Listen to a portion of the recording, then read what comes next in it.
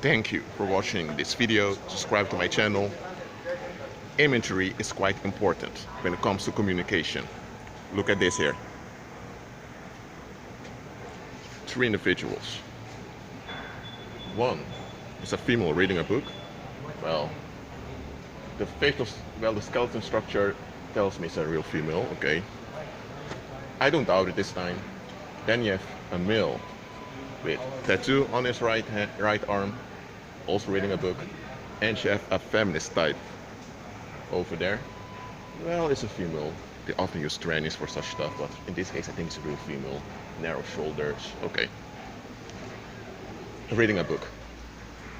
Why they want people to read books? And where do you get books? From a bookstore or a place where they sell books. So they communicate to you by books. It's interesting. It's interesting.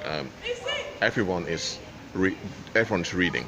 That's the type of what they are showing here. Sorry if I spoke too fast. I often have that I mispronounce words because I speak too fast. But okay, I'll slow down. Imagery is important in communication. Symbolism is quite powerful, and the world is using it. Why am I revealing this onto you? It's not real revelation, probably you already knew about it. But when something is being repeated over and over again, after a while, the population gets attached to it. Where they're attached to it in an attractive manner, means they embrace it, or in an aversive manner, they resist it. And when they resist it, they want something instead of the thing they've been exposed to. For example, they can expose you to, let me say, libertarian ideas over and over again, and because you're so much exposed to it, you're fed up with it, and now you want something that's opposite of it. So now they come with, I know, a right-wing agenda. That's how you are also stirred into a direction, by exposing you to something that you really don't want. And how do you don't want it? Because it's being either promoted to you in a very awkward manner, and that's why you resist it. And when this resistance has built up, now you want to relieve from this resistance, so now you want something else to validate your resistance.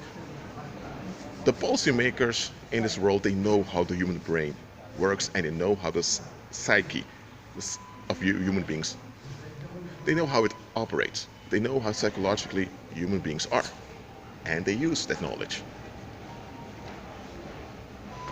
It's important to be aware of this. It's because if you're not aware of this, you can easily be trapped and easily be deceived.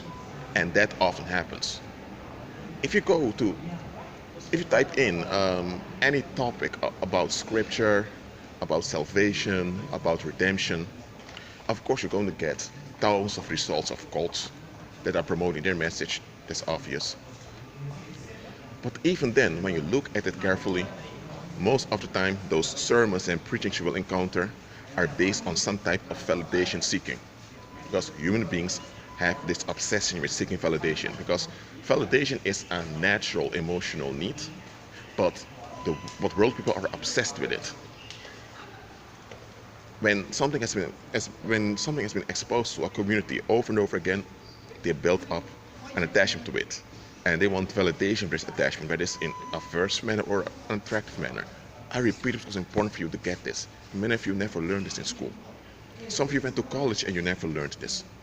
Some, I said not all. And this is how the enemy uses this. The enemy exposes you to something that's bad, or he makes a bad association with something, and that something may not be something bad in itself, but you are sold a bad thing. Now, your natural psychological response is, no, I don't want this. But if this has been forced on you through imagery, that means through the media or to peers or by billboards all of the time, the resentment is bred inside of you. And this resentment is what keeps you in the negative.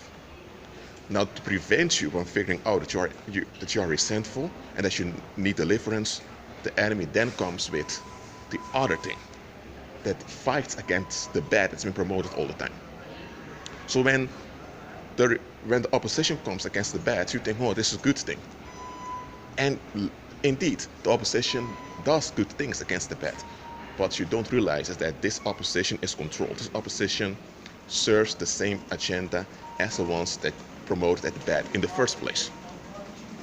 Controlled opposition is called. It's something that happens in the paranormal all the time, in personal lives of people, but they often don't see it. Now, I've revealed it onto you. And yes, I know I sometimes speak too fast, and sometimes I don't articulate well. Hey, that's me. I'm not going to hide my weaknesses, because the Most High intended me to be weak so that His glory will be revealed through me.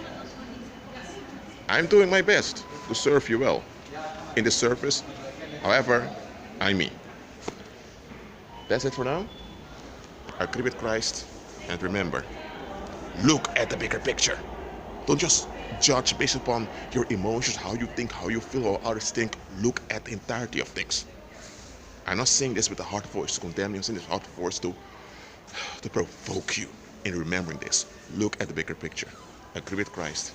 Be at peace.